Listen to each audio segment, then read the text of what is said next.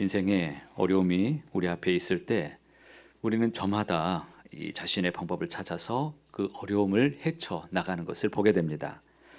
블레셋 사람이 이스라엘과 싸우기 위해서 군대를 조직했습니다. 그동안 있었던 이스라엘의 패배를 서력하기 위해서 블레셋이 전쟁 준비를 만반하게 준비를 다 마쳤습니다. 블레셋의 전투를 앞두고 자신의 위기를 알게 된 사울 왕은 어제 본 28장에서처럼 신접한 여인을 찾아갔고 어떠한 방법을 써서라도 자신에게 처한 어려움을 극복하기를 원했습니다. 결국에 그는 귀신의 영, 거짓의 영의 장난에 넘어가 깊은 시름에 더 빠지게 되었습니다. 똑같은 환경 가운데 우리는 사울과 다윗의 대처법이 다르다는 것을 분명하게 발견할 수 있습니다. 28장에서는 사울의 처지에서, 오늘 읽은 29장은 다윗의 처지에서 같은 시대에 일어난 똑같은 사건을 우리는 바라보고 있습니다. 사울은 블레셋이라는 군대 앞에 목숨의 위험에 처하였습니다.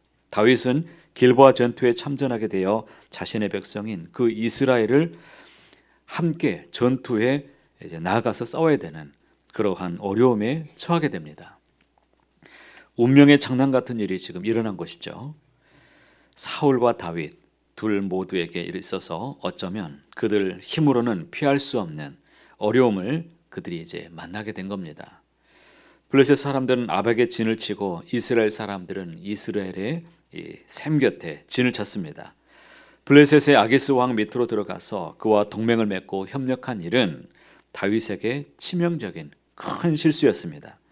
자신의 식솔들을 위해서 어쩔 수 없는 결정이었다라고 그들이 말할지 모르겠지만 그는 이방신을 섬기면서 하나님을 대적하는 아기스 왕 밑에서 자신의 신앙과 영적인 고통은 이루 말할 수 없이 크게 다가왔을 것입니다. 그래서 이제 블레셋 군으로 이스라엘 군과 싸우게 되는 이런 상황에 그가 직면할 수밖에 없었습니다. 아기스 왕이 이를 통해서 자신을 이 다윗을 자신의 부하로 단단히 못 박아 두겠다는 심사가 확실합니다. 다윗은 정말 이러지도 저러지도 못하는 상황입니다. 도저히 이 상황에서 빠져나갈 수가 없습니다. 아마도 다윗은 속으로 간절히 하나님을 찾고 도우심을 간절히 구했을 것입니다. 그런데 바로 그때 블레셋 군대 안에 놀라운 일이 벌어졌습니다. 3절과 4절을 보면 블레셋의 지도자들이 다윗의 참전을 반대하고 나선 것입니다. 아기스의 호소에도 불구하고 다윗이 만약 전장에 나가서 배반이라도 하게 된다면 자기들은 큰 낭패를 당할 것이라고 반대하게 되었습니다. 이에 어쩔 수 없이 아기스는 다윗을 시글락으로 돌려보내만 했습니다. 하나님께서는 다윗의 위기 속에서 친히 간섭하여 다윗을 건져주셨습니다. 사울의 위기 앞에서 침묵하셨던 하나님께서 다윗의 위기 앞에서는 침묵하지 않으셨습니다. 하나님의 침묵 앞에서 사울은 자신의 허물을 돌아봐야만 했습니다. 하지만 사울은 자신에게 주어진 회개의 마지막 기회마저도 끝내버리고 말았습니다. 반면에 다윗은 이방 땅에 머물러야 하는 자신의 심정을 하나님 앞에 다 내어놓았고 그 모든 상황 속에서 하나님을 깊이 신뢰했습니다. 비슷한 위기였지만 다윗과 사울의 위기에 대처하는 그 중심에는 무엇이 다릅니까? 불신앙, 신앙과 불신앙의 차이가 있었다는 것을 알 수 있습니다. 다윗은 자신의 손으로 민족을 쳐야 되는 위기를 벗어날 수 있었고 오히려 아기스 앞에서 큰 소리치면서 물러날 수 있었습니다. 여러분, 우리는 실수할 수 있어도 주님은 실수하지 않으십니다. 하나님은 우리에게 감당할 수 없는 시련을 결코 허락하지 않으시는 신실하신 하나님이십니다. 다윗은 자기 동족 이스라엘과 싸우는 일생일대의 큰 과오를 저지를 뻔했습니다. 이때 만약 이스라엘과 싸우게 되었다면 이제 앞으로는 이스라엘이 왕이 되는 것은 영원히 끝난 것입니다. 그런데 하나님이 지켜주시고 인도해 주셔서 이 위기의 상황을 벗어나게 만들어 주셨습니다. 결국 이 일을 통해서 다윗은 자신의 마음을 돌이키고 더욱 하나님을 의지하는 그런 위대한 종으로 나가게 되었을 것입니다. 자기 마음대로 결정하고 행동하게 되면 어떤 결과가 오는지 당장은 좋을 것 같아도 결국 얼마나 어렵게 되는지를 그는 생생하게 깨닫게 되었습니다.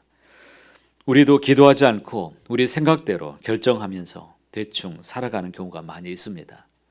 그런데도 우리는 별일 없이 무사히 지내기도 합니다. 아무 일 없이 일어나는 그런 어려움 없이 살아가는 것을 보게 됩니다. 그러나 그것은 결코 별일이 아니라는 것을 꼭 기억하시길 바랍니다. 하나님이 보이지 않는 손길로 우리를 지켜주셨기 때문에 우리가 오늘도 무사히 살아가고 있는 것입니다. 또한 우리는 잘못을 저지르고 죄를 지었음에도 별탈 없이 지내게 되면 괜찮은가 보다 잘못 생각합니다. 그래서 별로 기도하지 않고 말씀도 읽지 않고 하나님을 의지하지 않으면서 자기 생각대로 자기 마음대로 결정을 내리면서 살아갑니다. 다윗은 처음에 블레셋으로 망명해서 본인의 생각했던 대로 모든 일이 슬슬 풀려나간다라고 생각했을 것입니다. 그런데 이스라엘과의 전쟁에서 이렇게 나가게 될 줄 누가 알았겠습니까? 전혀 예상하지 못했던 상황이 벌어졌고 자칫 잘못하면 완전히 인생이 나락으로 떨어질 뻔했습니다. 그러나 하나님은 그를 그냥 두시지 않고 지켜주셨습니다.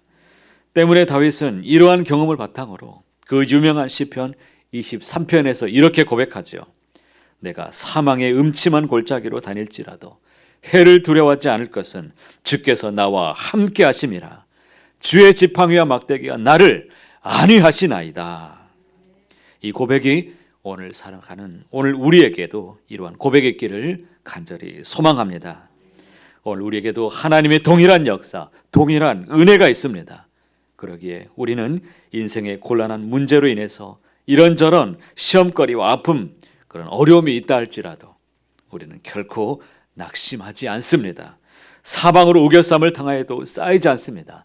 답답한 일을 당해도 우리는 당하지 않습니다. 왜냐하면 하나님은 신실하신 분이시기 때문입니다.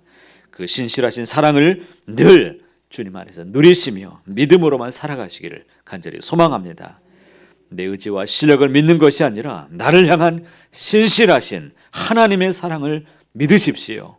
나를 붙드시고 어떤 경우에도 나를 지켜주시는 그 하나님이심을 우리는 꼭 믿습니다.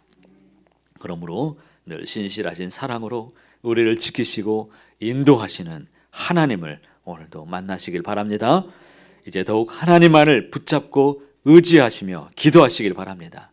인생의 어떤 상황, 어떤 환경에서도 흔들리지 않는 믿음으로 당당하게 하나님의 자녀로만 살아가는 우리 모두가 다 되시기를 간절히 소원합니다.